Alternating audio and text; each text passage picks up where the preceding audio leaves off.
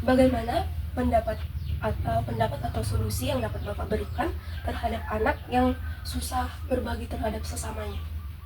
Jadi pendapat saya mungkin karena anak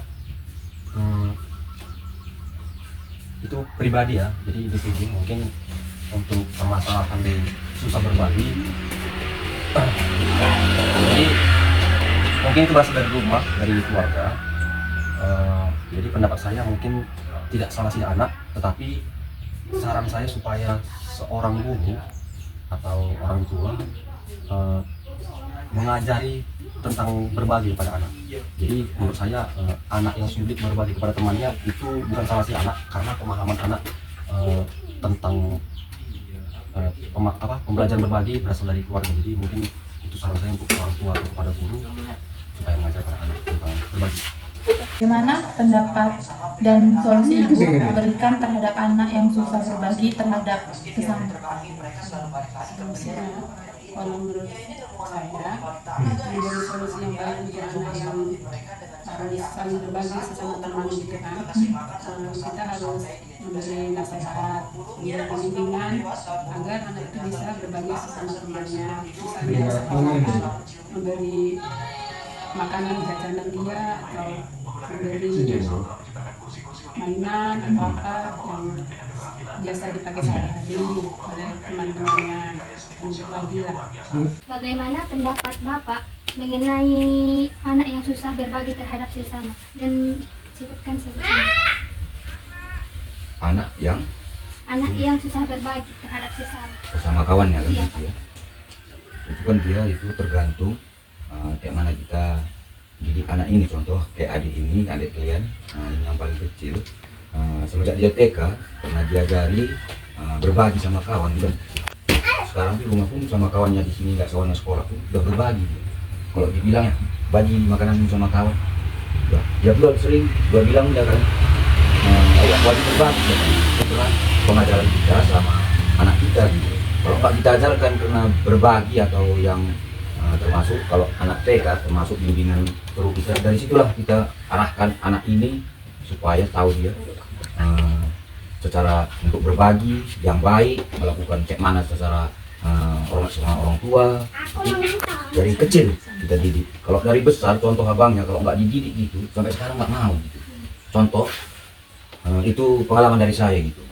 Semenjak, karena dulu abangnya nggak TK, ini semenjak ini TK di sekolah salah hormat sama orang tua, cinta, itu satu kebanggaan. Contoh kalian ini pun udah kuliah, itu wajib salamlah sama orang tua kalau mau berangkat sekolah. Jangan dulu kalian aja kalian salami. Itu pulang sekolah, datang pagi-pagi kalian sekolah, kalian salam dulu kalian kan. Pulang sekolah pun kalian salam semua.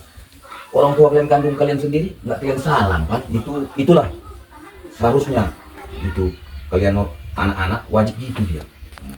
Karena kalau nggak diajarkan gitu, kalau udah besar mungkin dia udah rasa malunya ada, rasa keseganannya udah ada. Tapi kalau udah kecil nggak dibunuh bilang ini udah setahun lah ya kan.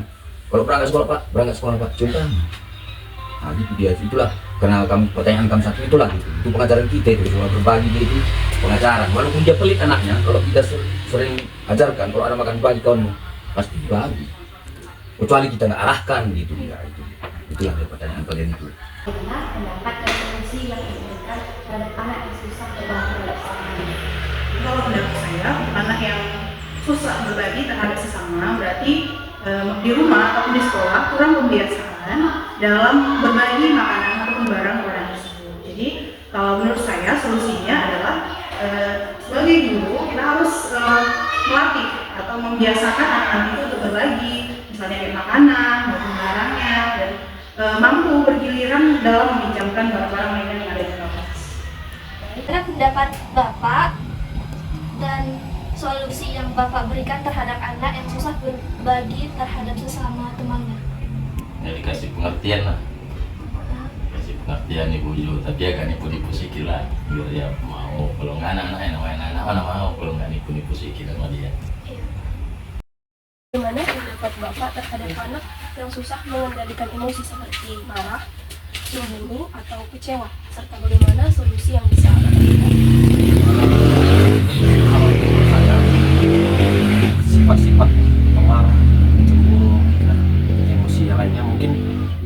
wajar ya untuk anak. Jadi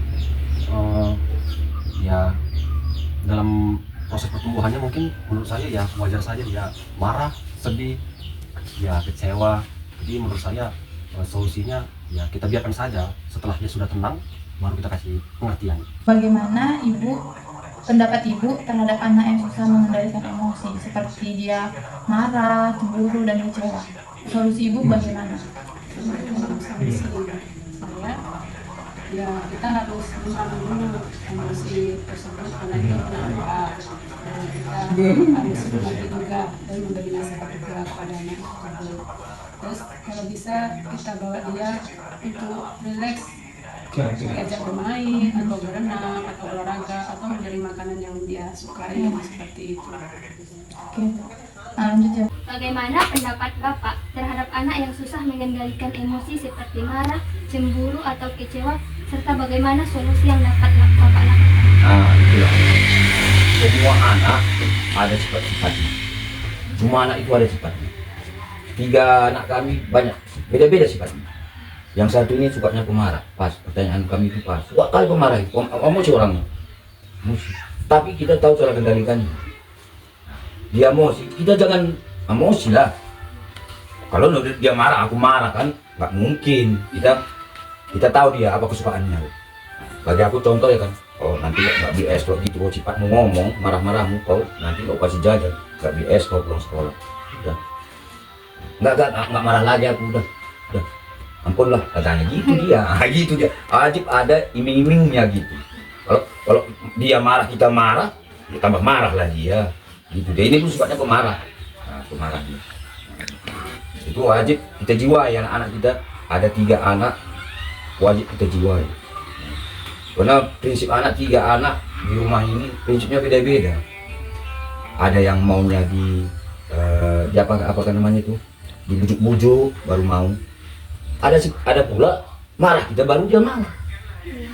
Kan gitu dia. Ada pula kayak ini tadi wajib nggak gini kok nanti kalau jajan kau terus nggak beli sepedamu gitu. Kan ada cita-cita semua anak-anak ada keinginannya itu ada gitu. Kayak adik kalian ini ada keinginannya aku nanti SD beli sepeda. Jadi kita ajarkan dia nabung. Jadi kan dia jajan kurang. Kalau itu kau jajan terus nggak beli sepedamu gitu dia. Jadi dia kurang dari situ udah pengalamannya gitu. Berarti dia tahu dia caranya untuk termasuk temannya nggak apalah nggak royal gitu istilahnya. Udah tahu dia karena kebutuhan itu perlu dia. Contoh kan bawa ke pajak, contoh kan anak-anak pasti nampaknya main-mainan suka kali dia kan gitu dia. Kalau gitu nggak bisa nanti kayak mana uang sekolahmu gitu dia, nggak usah sekolah ya. Gitu dia kan tahu kita anak kita ini tahu sekolah dia ini suka kali sekolah. Kalau nggak sekolah lagi dari mana nanti beli bukunya, beli minyak ngantar ke sekolah. Gitu dia wajib kita sarankan dia biar tahu dia. Kalau aku pun sama inilah yang besar dulu kan nggak ada TK. Nah sama orang ini supaya orang ini sama si dia nggak ada TK dia. Jadi ini udah TK, beruntung kali saya. Dia gurunya pun untuk berbagi itu disarankan sama kawan kayak mana bergaul dengan kawan. Dia yang si Pino ini udah bergaul sama kawan udah bisa lah gitu. Kalau dulu enggak berantem aja sama udah tahu dia ini aku lakukan ini salah gitu dia. Karena kita di sekolah pun diajarkan, di rumah pun kita ajarkan gitu. Harus kita kendalikan emosi dia. Termasuk anak ini pun ada emosinya ada, kecil besar ada emosinya. Nah, jadi harus kita jiwai lagi. Bagaimana pendapat ibu terhadap anak yang susah mengendalikan emosi seperti marah, cemburu, atau kecewa, serta bagaimana solusi yang dapat diberikan? Jadi untuk anak-anak yang susah dalam mengendalikan emosi, misalnya marah, cemburu, kecewa itu adalah memang banyak anak-anak apalagi anak-anak usia dini itu susah dalam mengendalikan emosinya karena memang emosinya itu masih tinggi, masih karena dia apa yang diinginkannya itu harus didapatkan. Kalau enggak dia apalagi harus berbagi sama temannya, kadang kita perhatian sama yang satu dia cemburu dan kecewa marah gitu.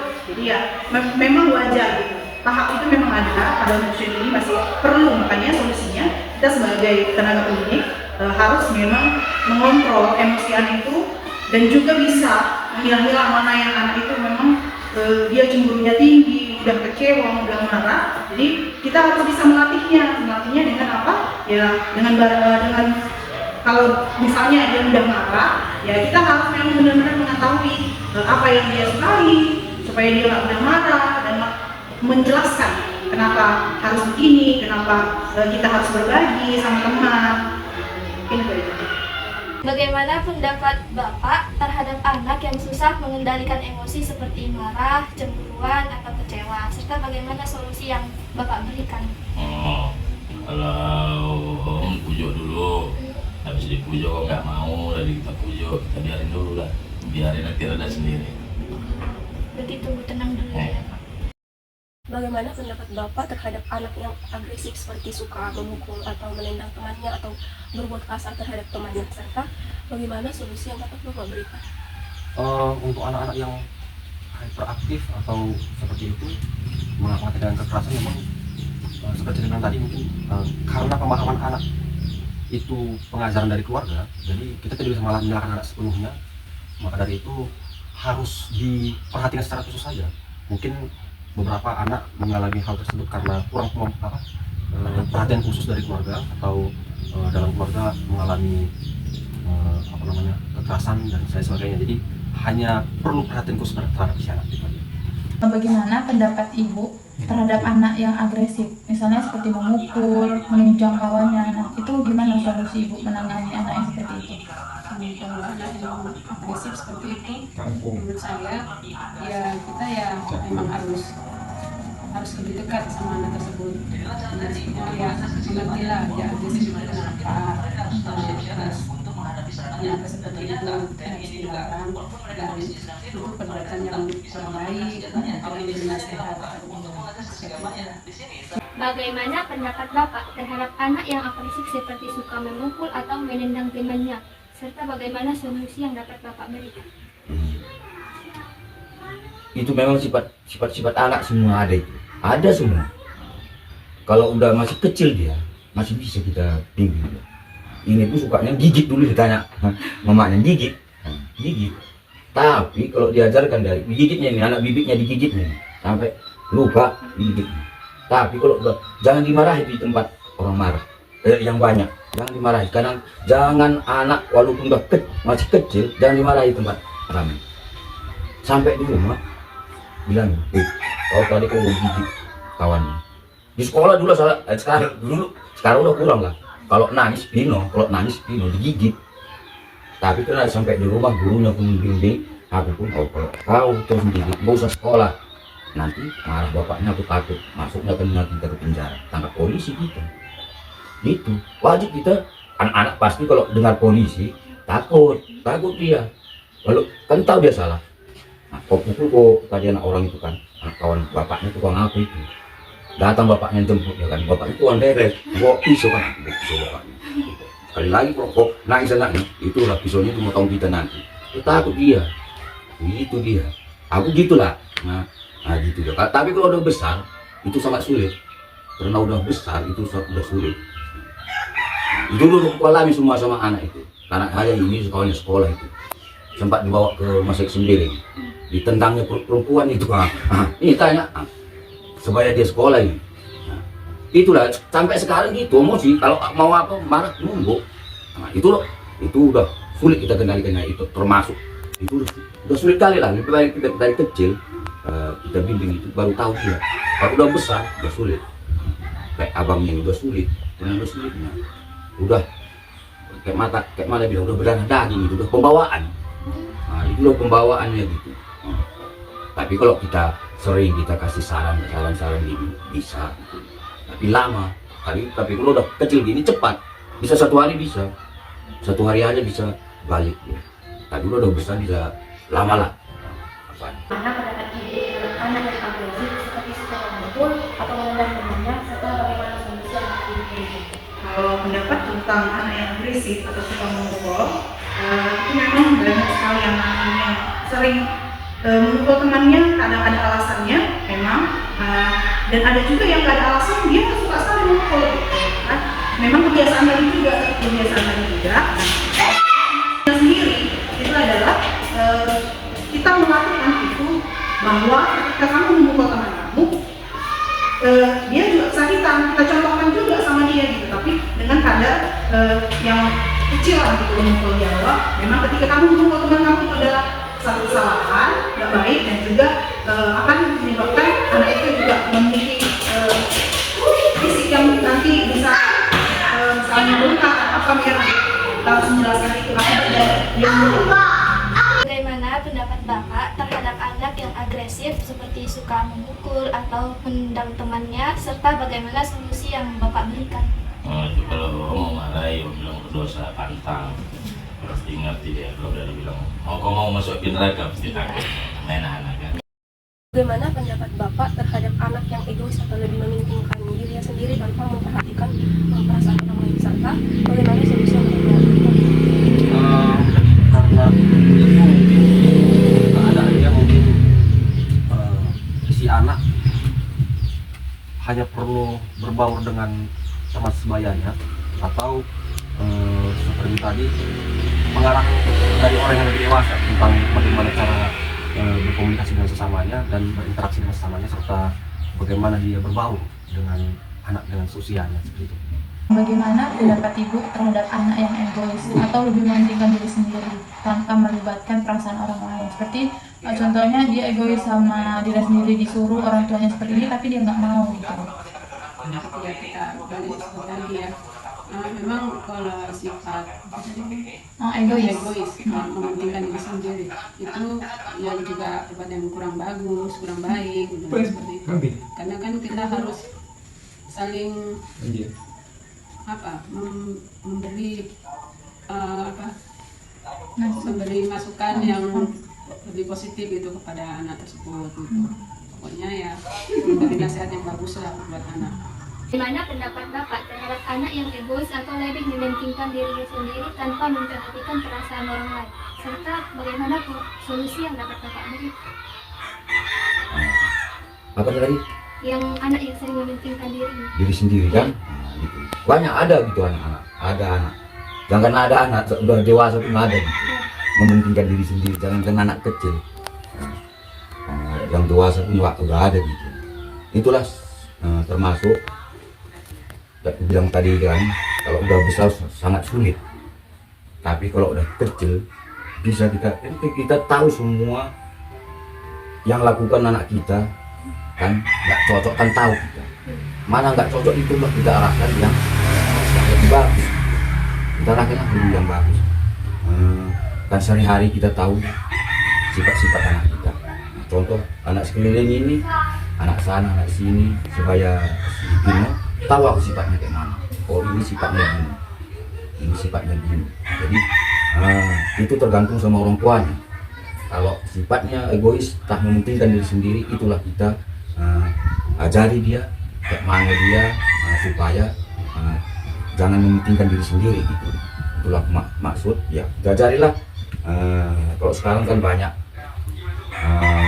termasuk kita bawalah kebaktian minggu. Kalau kami kan Kristen, kebaktian minggu itu anak-anak yang sekarang yang masih kecil TK dia itu sangat penting sekolah minggu.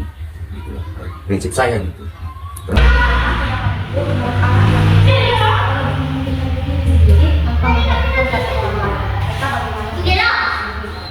Jadi kalau anak yang egois itu rata-rata anak kecil ini memang rata-rata egois. Kenapa?